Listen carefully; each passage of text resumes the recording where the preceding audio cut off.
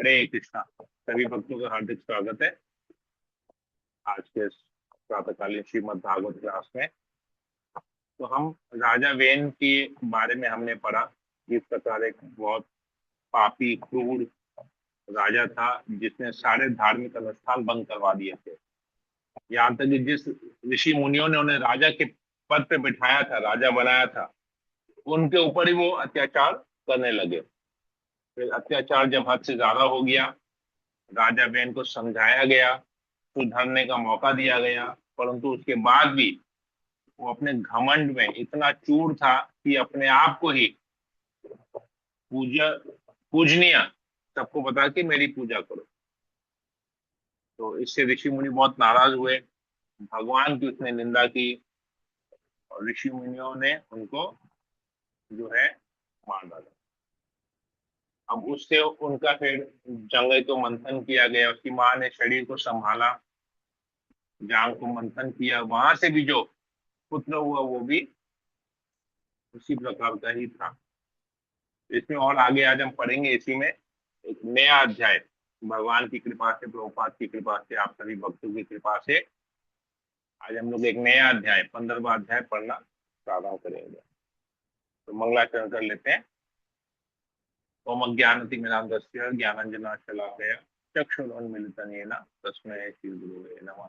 नमो विष्णुपादाय कृष्णप्रेष्ठाय भूतले श्रीमते जयपताका स्वामिनिति नामिने।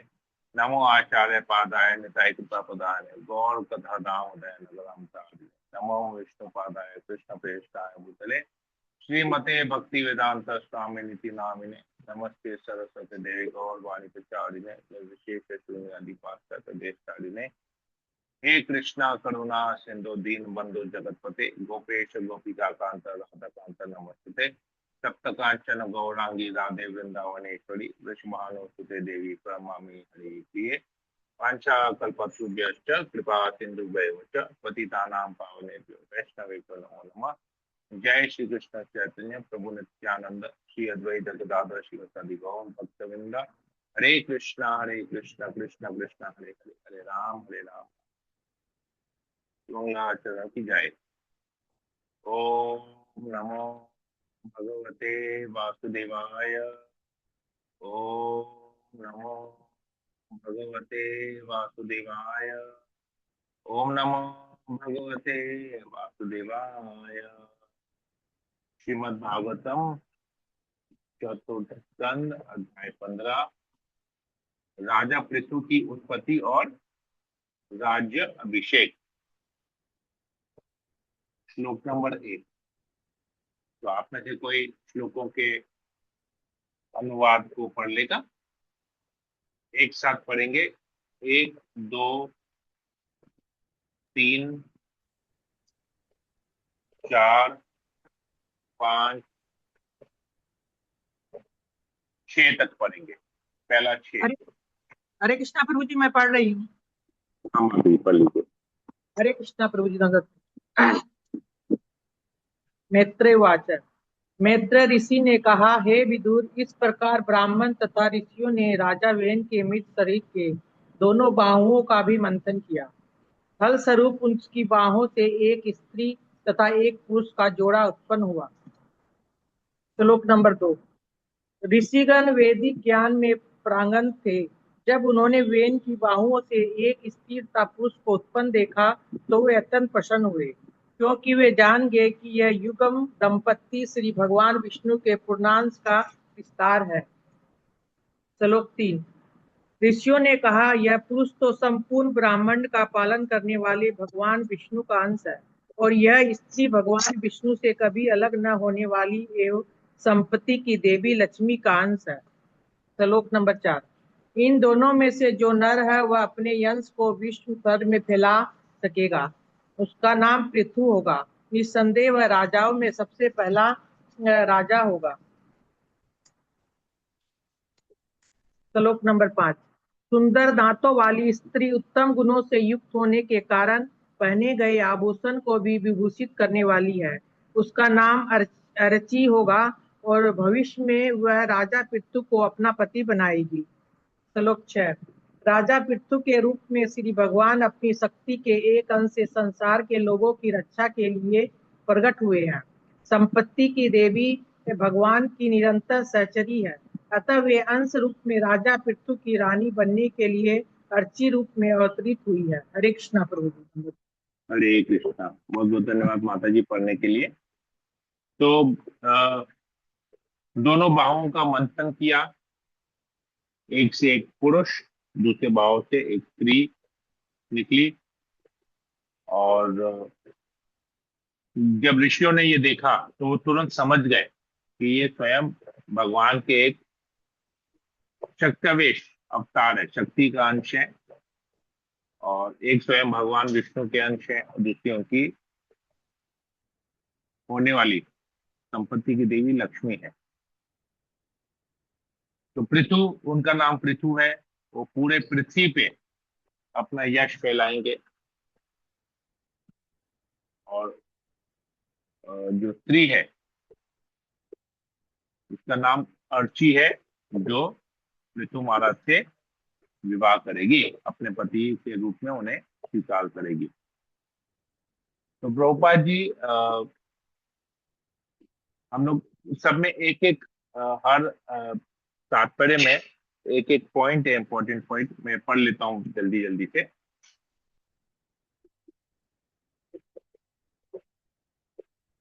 तो प्रभुपाद जी दूसरे श्लोक के तात्पर्य में लिखते हैं कि जो ऋषि थे वो लोग वैदिक ज्ञान में पारंगत थे। तो उन्होंने क्या किया, राजा वेन के समस्त पापों के फल को पहले बाहों की उत्पत्ति द्वारा समाप्त कर दिया, जिसका वर्णन पिछले अध्याय में हो चुका है। और फिर जब वेन का शरीर शुद्ध हो गया तो इसमें से एक स्त्री पुरुष युगम प्रकट हुआ और ऋषिगण जान गए कि वह भगवान विष्णु के ही विस्तार है। तो पहले पापों का नष्ट कर दिया। पहले जो जंगा से उत्पन्न हुआ था बाहु, वो सारे पाप उसमें सारे आ गए थे पाप। तो अब वो पाप खत्म हो गया उनके शरीर से, पृथु महाराज के शरीर से। अभी उसमें भगवान विष्णु और लक्ष्मी देवी का विस्तार हुआ। सिमिलर चीज हम देखते हैं वसुदेव और देवकी जब कंस के कारागृह में थे, तो कृष्ण जो है 8वें पुत्र के रूप में प्रकट होते हैं भगवान उनके गर्भ से। पहले 6 पुत्र कंस द्वारा मारे जाते हैं। 7वां पुत्र दिखता है कि गर्भपात हो गया है, और फिर 8वां पुत्र कृष्ण आता है। तो ये सब जानते हैं, हमने पढ़ा है, ये कई बार पढ़ा है, कई बार सुना भी है। तो ये जो पहले 6 पुत्र जो है जो मारे जाते हैं, वो हमारे हृदय में वास करने वाले 6 पाप हैं। काम, क्रोध, लोभ, इस प्रकार 6 चीजें हैं जो सब हर एक व्यक्ति के हृदय में होता है। तो जब इन 6 चीजों का विनाश हो जाता है,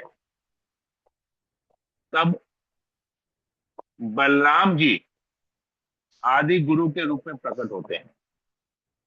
जो 7वां पुत्र हम जानते हैं कि बलराम जी आते हैं। तो 7वां पुत्र, तो जब ये, अब उसको हम लोग अपने जीवन में जब लेते हैं, तो ये हमारे जीवन से जब ये 6 पाप नष्ट हो जाते हैं, तब हमको गुरु प्राप्त होता है, और गुरु के माध्यम से भगवान मिलते हैं। तो 6 पुत्र का पहले वध होता है, कंस मार देता है। 7वां होता है बलराम, 8वां होता है कृष्ण। तो ये हमारे जीवन में आता है। तो इसी प्रकार सारे पाप जब खत्म हो जाते हैं तो भगवान का प्राकट्य होता है। तो यहाँ पर भी हम देख रहे हैं, तो भाव के रूप में वेन के सारे पाप उस भाव के रूप में प्रकट हो गए, वेन शुद्ध हो गया, और फिर भगवान उनके भावों से प्रकट हुए, स्वयं भगवान विष्णु और लक्ष्मी देवी, ये हम दिख रहे हैं। फिर तीसरे नंबर के तात्पर्य में प्रभुपाद जी लिखते हैं भगवान और लक्ष्मी जी कभी भी अलग न रहने का महत्व स्पष्ट रूप से वर्णित है यहाँ पर, क्योंकि दोनों प्रकट हुए, तो भगवान जहाँ आएंगे वहां पर लक्ष्मी देवी का भी प्राकट्य होना बहुत जरूरी है। तो ये एक बहुत बड़ी शिक्षा है हमारे लिए कि अगर हम अच्छी तरह से, श्रद्धा से भगवान की भक्ति करते हैं तो लक्ष्मी देवी सदैव हमारे यहाँ पर निवास करेगी, क्योंकि भगवान वहां पर हैं। हम जब 24 घंटा हमेशा भगवान का जब हम स्मरण करते हैं, भगवान की सेवा करते हैं, भगवान की पूजा करते हैं, भगवान के पवित्र नाम का जप करते हैं, भगवान के इस ग्रंथा अवतार का, भागवत का जब हम रेगुलर बेसिस पे पाठ करते हैं, जब भगवान की वाणी जो भगवत गीता है उसको हम रेगुलर बेसिस पे जब अध्ययन करते हैं, पाठ करते हैं, अध्ययन करते हैं, मतलब हम हमेशा अपने जीवन में भगवान को रखते हैं सेंटर में, अपने सारे कार्यों के केंद्र बिंदु जब हम भगवान को बनाते हैं, तो समझ लीजिए कि वहां पर लक्ष्मी देवी भी हमेशा वास करेगी। लक्ष्मी देवी कभी उस जगह को छोड़ के जाएगी नहीं। तो अगर हम अपने जीवन में स्वयं सदैव इन नियमों का पालन करते हैं तो लक्ष्मी देवी भी हमेशा वहां पर निवास करेगी। ये बात यहाँ पर इस संदर्भ में हमको भगवान इसको स्थापित कर देते हैं कि जहां भगवान रहेंगे, जहां पर भगवान का प्राकट्य होगा वहां पर लक्ष्मी देवी का भी प्राकट्य होगा। तो प्रभुपाद जी लिखते हैं, भौतिक जगत में लोग संपत्ति की देवी को अत्यधिक चाहते हैं और संपत्ति के रूप में उसकी कृपा प्राप्त करना चाहते हैं, किंतु उन्हें यह जान लेना चाहिए कि संपत्ति की देवी भगवान विष्णु से पृथक नहीं हो सकती। भौतिकतावादियों को समझ लेना होगा कि संपत्ति की देवी की पूजा भगवान विष्णु के साथ साथ की जानी चाहिए और उन्हें भिन्न नहीं समझना चाहिए। संपत्ति की देवी की कृपा चाहने वाले भौतिकतावादियों को भौतिक ऐश्वर्य को बनाए रखने के लिए विष्णु तथा लक्ष्मी दोनों को साथ साथ पूजा करनी चाहिए। पर दुर्भाग्य ये है कि हम लोग जब पूजा करते हैं दिवाली के समय लक्ष्मी और गणेश की पूजा करते हैं, पर एक्चुअली में लक्ष्मी की पूजा विष्णु के साथ की जानी चाहिए और किसी के साथ नहीं। प्रभुपाद जी आगे लिखते हैं, यदि कोई भौतिकतावादी पुरुष रावण की नीति अपनाकर सीता को भगवान रामचंद्र से विलग करना चाहता है तो उसका सर्वनाश हो जाएगा। जो लोग संपत्ति की देवी की कृपा से इस संसार में धनवान बन गए हैं उन्हें चाहिए कि वे भगवान की सेवा में अपनी संपत्ति लगाएं।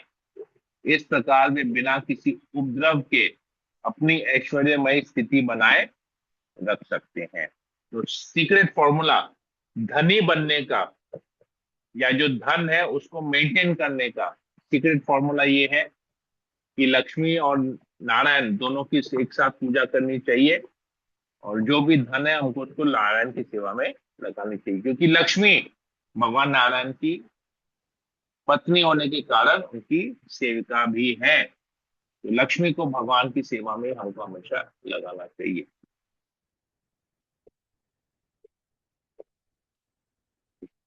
तो अगले श्लोक के चौथे नंबर श्लोक के तात्पर्य में प्रभुपाद जी लिखते हैं कि भगवान के अनेक प्रकार के अवतार होते हैं। शास्त्रों में कहा गया है कि गरुड़, विष्णुवान, शिव तथा अनंत ये सभी भगवान के ब्रह्मा ब्रह्म रूप के शक्तिमान अवतार हैं। इसी प्रकार स्वर्ग का राजा शचीपति अर्थात इंद्र भगवान के काम रूप के अवतार हैं। अनिरुद्ध भगवान के मन के अवतार हैं। इस प्रकार राजा पृथु भगवान की शासन शक्ति के अवतार हैं। इस प्रकार साधु पुरुषों तथा ऋषियों ने राजा पृथु के भावी कार्यों की भविष्यवाणी कर दी जो भगवान के अंश अवतार रूप थे। तो पृथु महाराज किस प्रकार भगवान के अवतार हैं यहाँ पर बताया गया है, शासन शक्ति के, भगवान के शासन शक्ति के अवतार हैं। तो शक्त्यावेश अवतार इसे उन्हें कहा जाता है। 6 नंबर के तात्पर्य में प्रभुपाद जी लिखते हैं, भगवत गीता में भगवान का कथन है कि जब किसी में कोई विलक्षण शक्ति दिखे तो समझना चाहिए कि भगवान का विशिष्ट आंशिक प्रतिनिधित्व उपस्थित हो रहा है। ऐसे असंख्य महापुरुष हैं, किंतु वे साक्षात विष्णु तत्व के अंश नहीं है। अनेक जीवात्माओं की गणना शक्ति तत्वों में की जाती है। विशिष्ट कार्यों के लिए शक्ति प्राप्त ऐसे अवतार शक्तावेश अवतार कहलाते हैं। राजा पृथु भगवान के ऐसे ही शक्तावेश अवतार थे। इसी प्रकार राजा पृथु की पत्नी अर्ची भी लक्ष्मी जी की शक्तावेश अवतार थी। तो ये पूरा पार्ट क्लियर हो गया। किसी को यहाँ पर कोई प्रश्न है, कोई संशय है? ये अवतारों के लिए अलग अलग प्रकार के अवतार हमने पढ़े। पृथ्वी महाराज किस प्रकार के अवतार है, लक्ष्मी देवी की ये अर्ची जो है किस प्रकार के अवतार है। ठीक है, क्लियर हो गया? कोई हरे प्रश्न है कृष्णा किसी को? प्रभु जी। हरे कृष्णा। यस प्रभु, बोलिए। प्रभु आप जो तुलना किए हैं कि 6 जो वासुदेव जी के जो 6 पहले पुत्र थे, उनका तुलना आपने किया कि वो पाप के रूप में जब वो खत्म हो जाएंगे तब हमको बलराम जी जैसे गुरु मिलेंगे, और फिर बलराम जी के गुरु के कारण जो है हमको भगवान मिलेंगे। ये तुलना राइट। तो थोड़ा सा अच्छा नहीं लगा। तुलना अच्छा नहीं लगा आपको? जी, बहुत पाप बढ़िया के बात रूप। है। हमारे आचार्य तो यही तुलना देते हैं। अगर आपको आचार्यों की वाणी नहीं पसंद है तो कुछ करने का नहीं है इसमें। मतलब जैसे पाप का तुलना करना, दूसरा कुछ भी तुलना किया जा सकता था, जैसे वो भी तो। आचार्यों ने यही तुलना की है। तो मैं आचार्यों को कोट कर रहा हूं।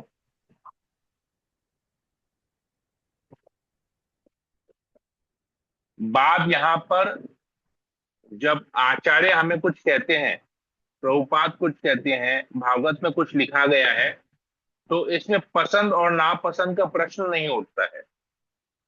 आपको उसको एज इट इज स्वीकार कर लेना चाहिए।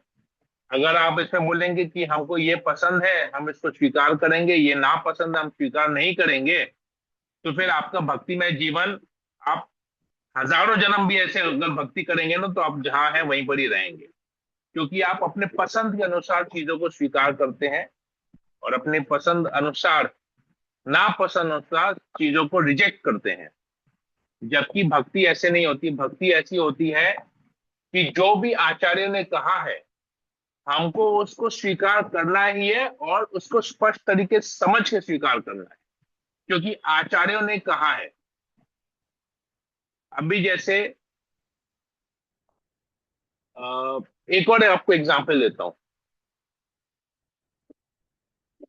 पता नहीं ये एग्जांपल भी आप समझ नहीं पाएंगे, तो बोल के फायदा नहीं है, समझ नहीं पाएंगे। फिर भी एक बार बोल देता हूं कि हम लोगों को भक्ति में कहा जाता है कि अपने आप को फिट फाट रखो, मतलब स्लिम स्लिम रखो, ताकि अच्छी तरह से एनर्जी बनी रहे और स्टेमिना बना रहे, और हिसाब से खाओ पियो। हद से ज्यादा मत खाओ, शरीर को भारी मत बनाओ, तो सेवा करने में दिक्कत होगा। पता है ये बात? यस प्रभु। यस प्रभु, पता है। पता है ना? अभी अब इस चीज को आप अपने गुरु महाराज के ऊपर लागू करके देखिए। हमारे गुरु महाराज जो है, Guru Maharaj slim and trim है क्या? मैं वही सोच रही थी प्रभु, आपने मन की बात बोल दी। ओके, है क्या स्लिम एंड ट्रिम? नहीं प्रभु। तो क्यों ऐसा है? प्रभुपाद ने उनको कहा था कि तुम खा पी के हट्टे कट्टे बनो। तो गुरु महाराज ने अपने आप को वैसा हट्टा कट्टा बनाया है, क्योंकि गुरु महाराज की सेवाएं भी वैसी थी। तो गुरु महाराज की सेवाओं के लिए गुरु महाराज को एक भारी भरकम शरीर चाहिए था। जिस प्रकार की गुरु महाराज की सेवाएं प्रभुपाद ने उनको दी, तो गुरु महाराज ने वैसा एक शरीर बनाया। तो वैसे शरीर बनाने के कारण गुरु महाराज के शरीर को इतना प्रॉब्लम होने के बाद भी गुरु महाराज अभी भी उन प्रॉब्लम्स को झेल रहे हैं और अपनी साधना अच्छी तरह से कर रहे हैं। दीक्षा दे रहे हैं, प्रचार कर रहे हैं। क्यों? क्योंकि उन्होंने प्रभुपाद के इंस्ट्रक्शन को फॉलो कर दिया। कभी ये नहीं सोचा कि प्रभुपाद मुझे क्यों बोल रहे हैं इतना हेल्दी बनो, इतना वेट गेन करो। हरे कृष्ण प्रभु। अगर भाभी बोलते, अगर गुरु महाराज बोलते कि नहीं प्रभुपाद आप जो बोल रहे हैं ना, मुझे ये ना बात पसंद नहीं है, इसका आपने ठीक से कुछ नहीं किया। वो पतला है, राधानाथ स्वामी महाराज इतने पतले हैं, भक्ति विकास महाराज इतने पतले हैं, और मैं इतना मोटा हूं, तो क्या होता? तो इनकी वाणी मुझे अच्छी नहीं लग रही है, इनका तुलना मुझे अच्छा नहीं लग रहा है। ये दिखाता है कि आप भक्ति के किस स्तर पे हैं, जब आपको चीजें अच्छी नहीं लग रही हैं, वाणी अच्छी नहीं लग रही है, जो हमारे आचार्य कह रहे हैं उसकी बात को आप पसंद नहीं कर रहे हैं। तो इससे हमारा भक्ति का लेवल पता चलता है कि हम किस स्तर पे भक्ति करें। जब हम आचार्यों की बात हमको पसंद, हमको अच्छा नहीं लगा, हम उसको स्वीकार नहीं करेंगे। अरे वाह! तो यहाँ पर नहीं अच्छा लगने का प्रश्न ही नहीं उठता है। हरे प्रभु कृष्णा भाभी प्रभु। प्रणाम। ये पुष्पा माता जी बोलिए। प्रभु जी, जब लक्ष्मी इसके संग विष्णु जी की पूजा करनी चाहिए, तो फिर हम लोग गणेश लक्ष्मी की पूजा क्यों करते हैं? अब वो जो करते हैं उनसे पूछिए गणेश लक्ष्मी की पूजा क्यों करते हैं। मैंने भी एक बार, अच्छा चलिए इसका उत्तर भी मैं आपको दे देता हूँ। मैंने ना, मैं जब इसको, मैं अपने निजी जीवन में मैंने ये किसी से सुना था, मेरा पर्सनल एक्सपीरियंस है, मैं शेयर करता हूँ।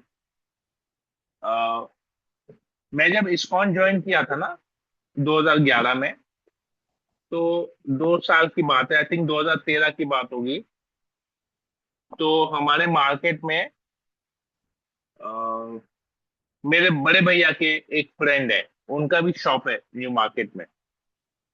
तो एक बार आते जाते हम लोग मार्केट के अंदर ही कहीं पर मिले थे। तो उसने मुझे बोला, यार तुम तो, मैंने बोला हरे कृष्णा भैया। अब मैं, मेरे बड़े भैया की उम्र के मतलब मुझसे 8-9 साल बड़े हैं वो। तो मैं बोला हरे कृष्णा भैया। बोले यार तुम चेंज कैसे हो गया, हरे कृष्णा बोल रहे हैं, तो इस्कॉन ज्वाइन कर लिया क्या? हम बोला हाँ। बोला एक्चुअली बोला जाए ना कि ये ना भगवान भगवान कुछ होता नहीं है, ये मूर्ति पूजा और ये सब जो है ना, हमारे ऊपर वाले, हमारे जो पूर्वज है ना, हम पर थोप के गए हैं। तो ये सब एक्चुअली सही नहीं है। मैं बोले अरे भैया आप जो कह रहे हो एकदम सही है, अब उनको कैसे बोलूं कि तुम बेवकूफ हो? तो मैंने बोला भैया है, भैया के दोस्त है, तो उनको थोड़ा सा रिस्पेक्ट देना पड़ेगा।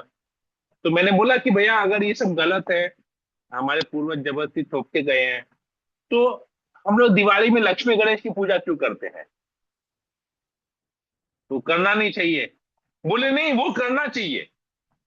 मैं बोला क्यों करना चाहिए? तो बोलते हैं कि लक्ष्मी कौन है? धन की देवी है। बोला हाँ।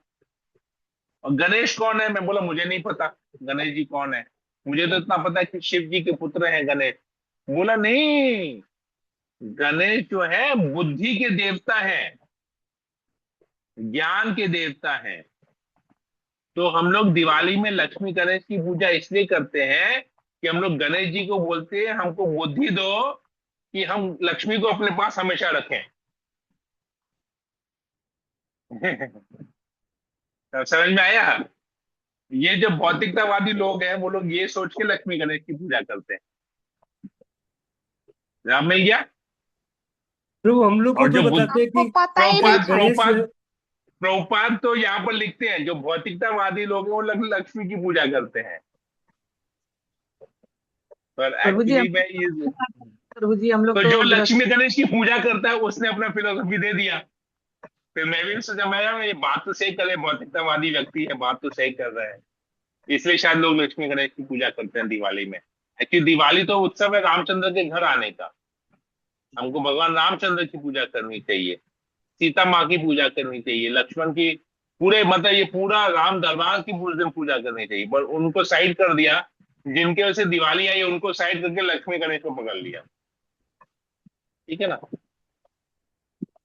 प्रभु हम लोग को तो बताया कि ओके, गणेश जी जो है लक्ष्मी के पुत्र हैं, इसलिए माँ बेटे की पूजा हो रही है।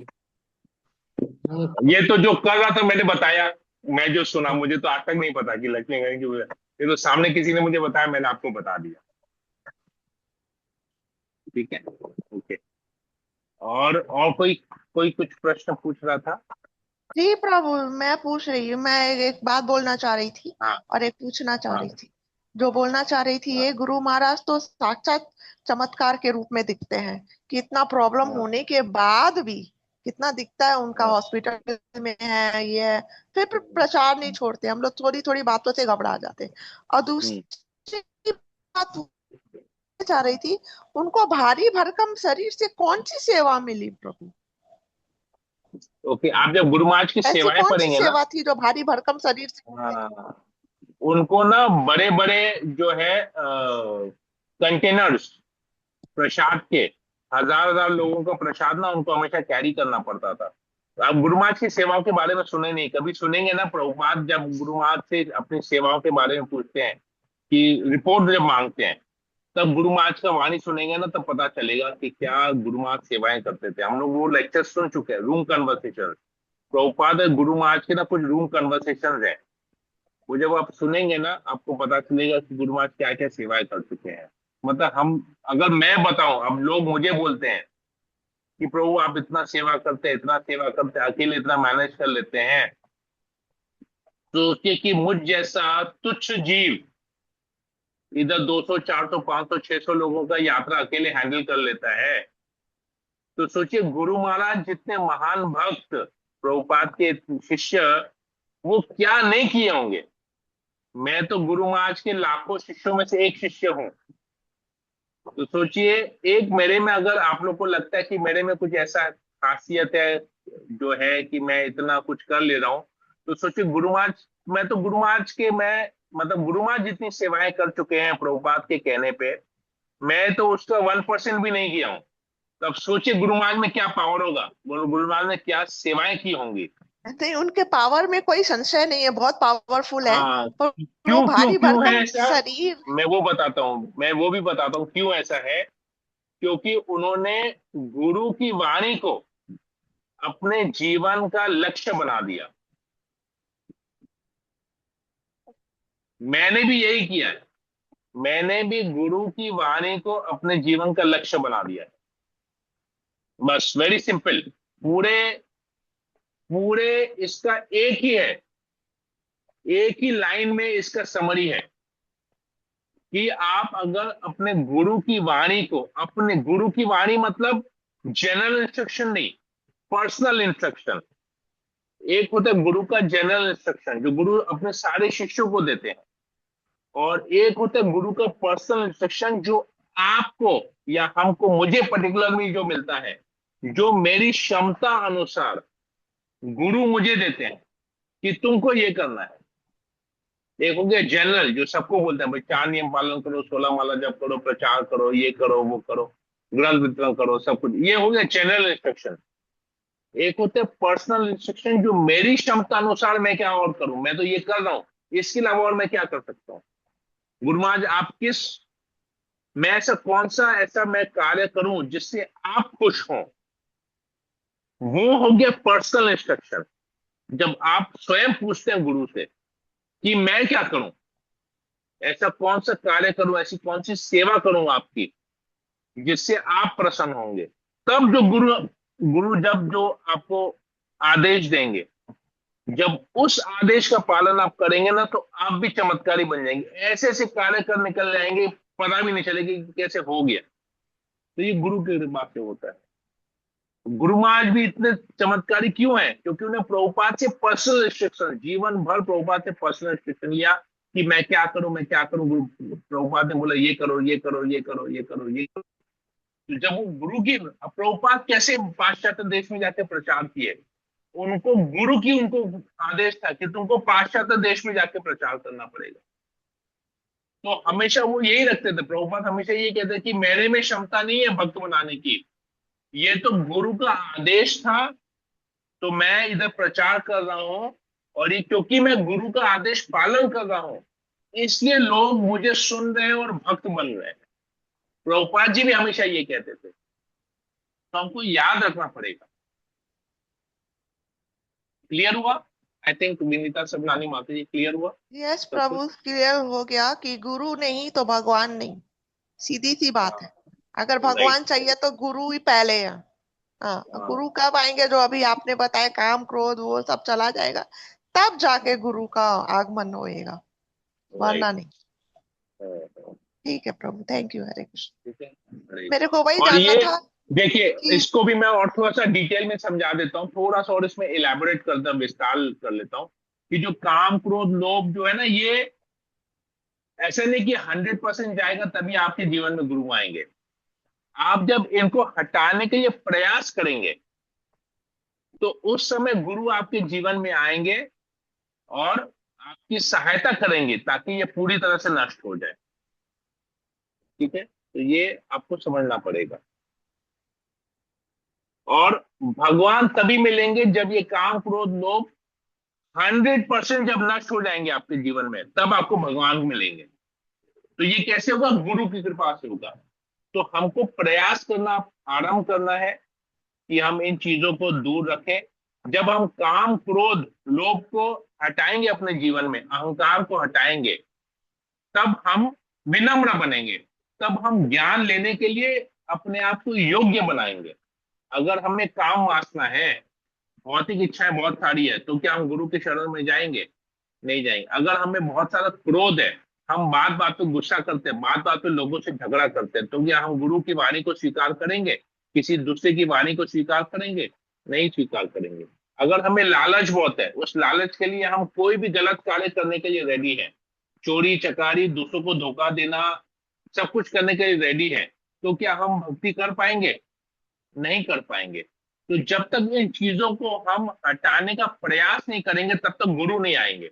जब हटाने का प्रयास करना स्टार्ट करेंगे, हमको मार्गदर्शन होगा, गुरु मिलेंगे, वो हमको फर्दर गाइड करेंगे, हमको प्योरीफाई करेंगे, सब चीजों को 100% हमारे अंदर से धुनौती कर देंगे, धो देंगे, तब हमको कृष्ण मिलेंगे। प्योरीफाई कर देंगे पूरा एकदम, तब हमको कृष्ण मिलेंगे। ठीक है, तो ये इसका पूरा फिलॉसफी है इसके पीछे में। ओके, आई थिंक थोड़ा सा मैंने विस्तार में कर दिया तो क्लियर हो गया होगा। राजू प्रभु, क्लियर हुआ? यस प्रभु, क्लियर एकदम। ओके, हरी बोल। धन्यवाद। हरे कृष्णा। ठीक है, तो समय हो गया है, हम सेशन को यहीं पर ही एंड करते हैं, 7:40 हो गया है। और कोई प्रश्न था किसी को? कोई क्लैरिफिकेशन प्रश्न कुछ था?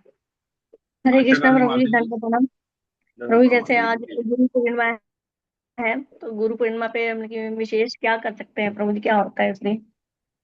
गुरु पूर्णिमा में तो हमने देखिए कैसे भगवान की कृपा से गुरु का ग्लोरिफिकेशन हो गया।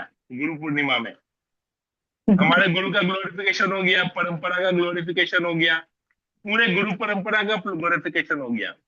देखिए, गुरु पूर्णिमा उनके लिए है जिन्होंने अ, जो गुरु की व्यास पूजा नहीं मनाते हैं। ये जनरल लोगों के लिए है। गुरु पूर्णिमा जनरल लोगों के लिए है। हमारे लिए तो गुरु का व्यास पूजा, प्रभुपाद का व्यास पूजा, वो हमारे लिए गुरु पूर्णिमा से कहीं बढ़कर है। ठीक है, तो हरे गुरु कृष्ण प्रभु, पूर्णिमा, मतलब जिन्होंने गुरु दीक्षा नहीं ली है उनके लिए है, वो लोग भी नहीं, आज कर सकते? जो लोग परंपरा में नहीं है, अच्छा। दीक्षा ने भी ऐसा नहीं है, लेकिन अगर आप आश्रय ले लिए तो आप तो परंपरा से जुड़ गए ना। तो आप तो गुरु महाराज का व्यास पूजा मनाएंगे, प्रभुपाद का व्यास पूजा मनाएंगे, गुरु पूर्णिमा मनाने की जरूरत नहीं है। गुरु पूर्णिमा क्या है? Guru Purnima, I think Guru Purnima Vyas Purnima same ही है क्या, ना अलग है? ये आज ही व्यास पूर्णिमा भी आज ही है क्या, ना व्यास पूर्णिमा अलग होता है कहीं पर? अलग मुझे होता है ना पता नहीं प्रभु, है। में होता है ना। व्यास पूर्णिमा में तो व्यास देव का आई थिंक आविर्भाव तिथि है। और गुरु पूर्णिमा का मुझे एक्चुअली ज्यादा पता नहीं है। गुरु पूर्णिमा तो मुझे पता है कि जनरल लोगों के लिए है, जनरल लोगों के लिए है गुरु पूर्णिमा। उस कल पढ़े थे हम कि बोलते आज के दिन व्यास देव जी वो जो ग्रंथ सब लिखे थे ना, तो वही हाँ, ग्रंथ के लिए व्यास पूजा मनाया जाता है आज, व्यास देव का। तो ये हो सकता है, हाँ व्यास, इसलिए मैं बोला व्यास पूर्णिमा हो सकता है, ये ग्रंथ का संकलन आज के दिन किया हो, इसलिए गुरु पूर्णिमा कहते हैं। मतलब बोलते हैं कि भाई वो गुरु परंपरा, तो इसीलिए उनको मनाना चाहिए। हाँ, तो ये हो सकता है, क्योंकि उसने आज ही के दिन सारे वेदों का संकलन किया होगा, इसलिए गुरु पूर्णिमा आ गया होगा। ठीक है, तो गुरु पूर्णिमा लोग बहुत तरीके से लेते हैं अपने, जो स्कूल टीचर को भी गुरु पूर्णिमा के दिन, स्कूल टीचर को, ट्यूशन टीचर को, सबको बधाई देते हैं, पर ठीक है, वो जनरल लोगों के लिए है। अब पूर्णिमा की तिथि है तो पूर्णिमा तो ऐसे ही शुभ होता है, तो चाहिए तो गुरु पूर्णिमा है, तो गुरु पूर्णिमा में अगर आपको वाकई में गुरु पूर्णिमा मनाना है, तो अपने गुरु पूर्णिमा के अवसर पे आप एक भगवत गीता स्पॉन्सर कर लिए, या कुछ गुरु की सेवा में दान दे दिए, प्रचार में दान दे दिए। आई थिंक वो वही आइडियल तरीका होता है हमारे लिए, तो वही आइडियल तरीका है। अगर हमको गुरु पूर्णिमा वाकई में मनाना है, तो हमने एक भगवत गीता स्पॉन्सर कर लिया, कि गुरु महाराज को दे दिया कि गुरु महाराज आपकी कृपा से हमको ये गीता का ज्ञान मिला है, तो मैं आज गुरु पूर्णिमा के अवसर पे एक गीता दान देना चाहता हूँ, आप किसी को दे दीजिए। तो बस ये हो गया, गुरु पूर्णिमा हमारे लिए हो गया, कोई दिक्कत नहीं है। ठीक है, राइट। ठीक है प्रभु जी, हरे कृष्णा, दंडवत प्रणाम। तो अलग से कुछ करना नहीं है, ये कर सकते हैं, हमारे लिए सफिशिएंट है। कि हमारे लिए व्यास पूजा ज्यादा महत्व लगता है। जिस दिन गुरु का, अब हम लोग जिस गुरु के आश्रय में है, जिस गुरु से दीक्षा लिए हैं, उनका आविर्भाव तिथि हमारे लिए ज्यादा महत्व लगता है। अगर अभी गुरु से दीक्षा नहीं लिए है, शेल्टर आश्रय में भी नहीं है, तो प्रभुपाद जी हमारे गुरु हैं, शिक्षा गुरु प्रभुपाद जी हमारे हैं, तो प्रभुपाद के व्यास पूजा में हम उसको महत्व देंगे फिर। ठीक है, राइट। ठीक है प्रभु जी, क्लियर हो गया हरे सब कुछ कृष्ण। सबके लिए? ठीक है, तो जी यही प्रभु। पूरी सेशन को एंड करते हैं। सभी भक्तों का बहुत बहुत धन्यवाद। हरे कृष्णा कृष्ण कृष्ण हरे हरे, हरे राम राम राम हरे हरे। वांछा कल्पतरुभ्यश्च कृपा सिंधुभ्येव च पतितानां पावनेभ्यो वैष्णवेभ्यो नमो नमः। समेत भक्तवृंद की जय, जगद्गुरु श्रील प्रभुपाद की जय, ग्रंथ राज श्रीमद् भागवतम की जय। हरे कृष्णा। हरे कृष्णा प्रभु जी, दंडवत प्रणाम। दंडवत प्रणाम। हरे कृष्णा प्रभु जी, दंडवत प्रणाम।